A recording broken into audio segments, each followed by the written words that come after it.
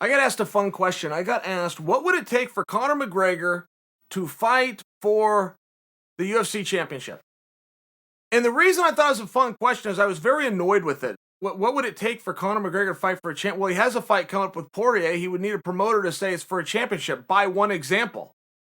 I was very annoyed by the question. And the more I started looking into the simplicity of it, the deeper and more sophisticated my thoughts started to get. And all of a sudden I was having fun with it. For Conor to fight for a championship, there is one thing that has to happen, in all fairness, which is the championship has to become available.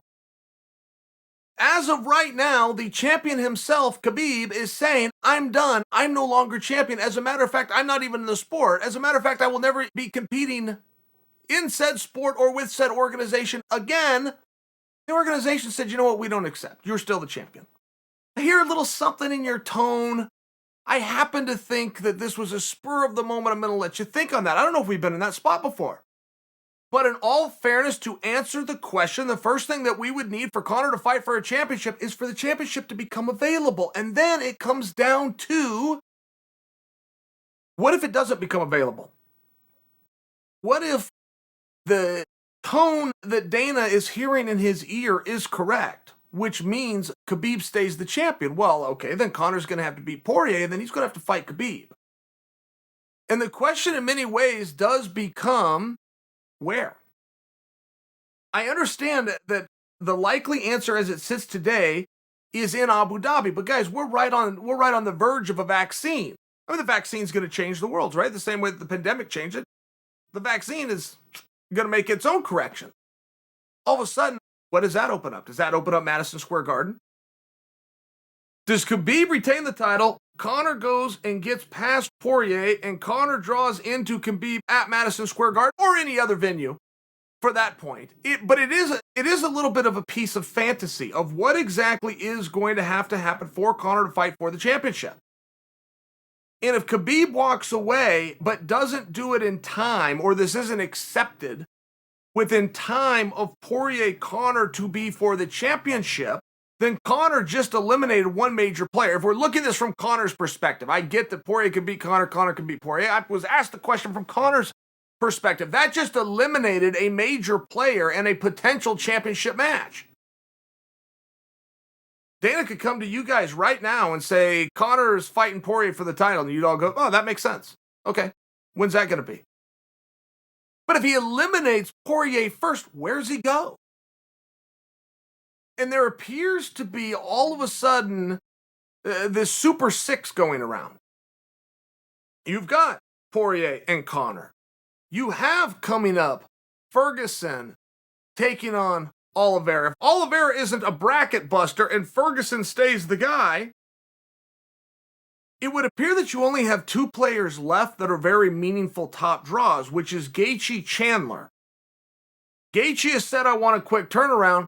Chandler's saying, I want anybody, bring it on. I mean, it just seems that you're kind of down to the Super Six, and that's with Khabib staying on the shelf. Now, you're in an ultra-competitive division, where one thing that we have seen at 155 pounds, much like 145 pounds, and any other fantastically competitive sport or division on the face of the earth, is musical chairs with your top guys. There is going to be a new fresh face to pop in. In fact, one just did. His name is Michael Chandler. But by example, and to prove my point, what a difference a day makes. I mean, how quickly things can change. We thought Khabib was done. Now we're told maybe not. We thought Conor and Poirier were going to go and fight for Khabib's belt. Now we're told that isn't going to happen. I'm just sharing with you. Things change very quickly. If Oliveira comes in and busts the bracket, guys that do that don't generally bust into the top echelon to stay at number 3. Generally, when they bust through, they go all the way to the top and he's going to be given his shot. Does that happen here or not? Look, it's all for discussion. It's all for talk. But in all fairness, this is the time to talk about it because none of these things are decided yet. There's so many moving parts. I'm watching Martin, by the way, Vettori, do everything right. I mean, this guy's a star. He's got the it factor. He's got the Cody Garbrandt for this weight class. And all he will say what comes out of his mouth is Izzy Adesanya. And that's not a stretch like when most guys say it because he's already fought Adesanya and one judge thought he won the fight. He's got an argument. He's got a good argument. Now he's in the 5-round club out of nowhere. That wasn't true a week ago. Stepped in on short notice. Now we know he wants it. We know he's hungry. He's going to gain a lot of fans from that. Not just from the success and the victory, but the ways that he went out there and did it, stacking the deck against himself to take on Jack the Joker, who nobody wanted to fight with a full training camp, and only one guy would fight him with no training camp.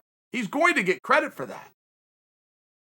Vettori is a very interesting player at a weight class that is very interesting right now because the champion just left it to go up to 205 but did not relinquish.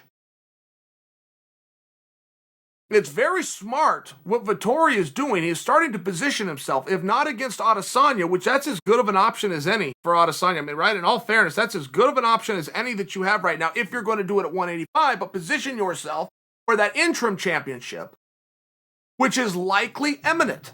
Likely.